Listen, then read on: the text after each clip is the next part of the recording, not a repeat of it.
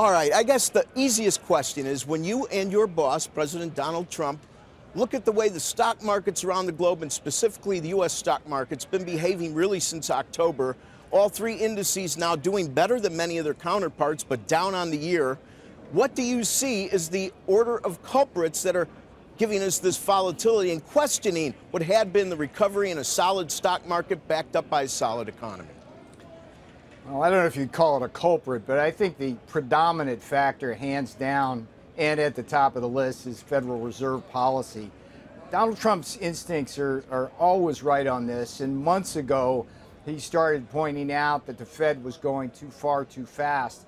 And the problem is, as an excellent op-ed in today's Wall Street Journal notes, you've got a pincer movement that the Fed's engaged in with this quantitative tightening.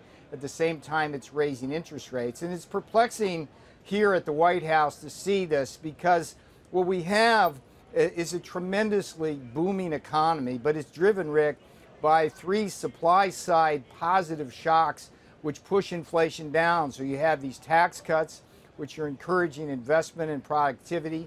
You have the unleashing of our energy sector, which is making us the envy of the world in terms of that. And you have this deregulation movement that Mick Mulvaney has been doing. All of those things have led us to a world where right now we have zero inflation for all practical purposes. So on Wednesday, the only argument I'm hearing for the Fed to raise rates now is that somehow they have to exert their independence from the White House. Now, this is a bad argument. I think what the Fed should do is simply do what it says it's going to do, which is look at the data.